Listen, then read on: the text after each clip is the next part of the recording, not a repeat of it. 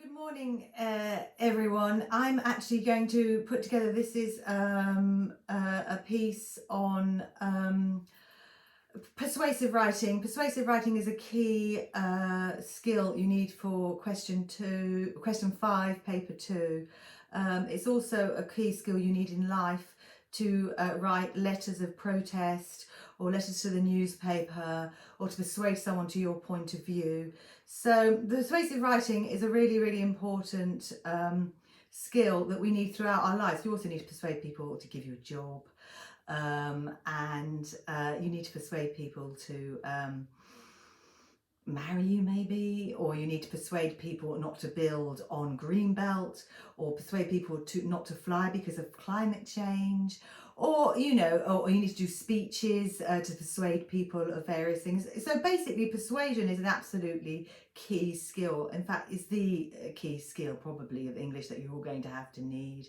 And so I've done you a set of videos here to help you. So if you look underneath here, you'll see the videos. You've got one using a mnemonic, DAFORESTI, which is direct address, rhetorical questions, alliteration, anecdotes, imagery, statistics, facts, and the rule of 3. Is there another one in there? Have I missed one out?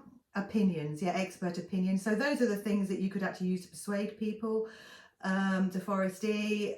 I've put another one which is Mr. Salles, which is faster crotch, which actually has got a more complex mnemonic which includes humour and putting the counter argument.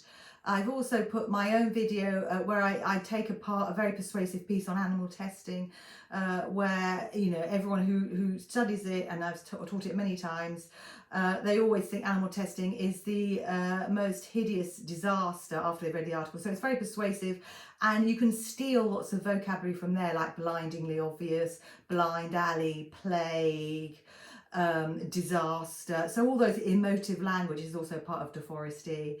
Okay, so yeah, so you can have a look at that, and that's actually in practice.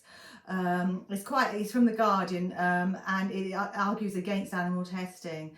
I am going to say that I've actually got diabetes and type 1 at that. So insulin was tested on animals and after it was tested, the day in 1925, I think, when they realised it worked, they rushed straight out and went straight to the local hospital. And injected all the dying children of type 1 diabetes, and gradually they all came to life.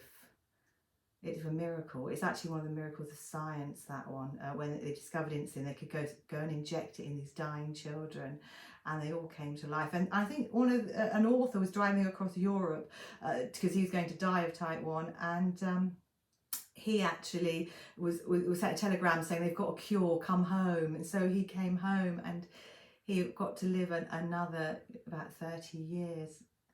Okay, so this is a great stories about, unfortunately, animal testing. It is complex though, animal testing, and you'll see that when you see that persuasive piece anyway. Okay, so I'm just putting that in there because after you've watched it, you do think animal testing is a disaster, which it is in some ways. Anyway, so that's a very good professional persuasive piece that you should read professional articles. You can read The Guardian has got for free, is a newspaper, you can read professional articles as well. And so what else am I going to do? Oh, I'm also going to put underneath Pickles, which is an essay one of my lovely students did, which actually looks at the importance of having a pet. It's a fun essay. He was only 13. He's a very bright young man. He wrote it, but I put it up on the internet because it starts with onomatopoeia and a quote, hiss. So those are really good ways to start a persuasive piece as well, with a bit of a bang, and that way you win your audience over and they start getting hooked in. So it's a good idea to start with a quote. Kamala Harris did her vice president's speech, acceptance, only recently, and she started with a bang. And of course, rule of 3, really important.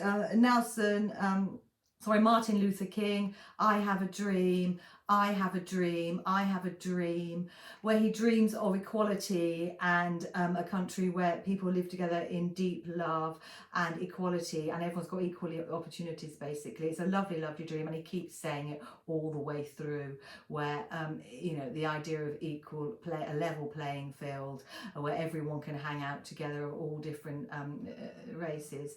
Okay, so yeah, I hope you find that useful and enjoy that, and yeah, I look forward to seeing your work. All right then, thank you, bye. Satnam.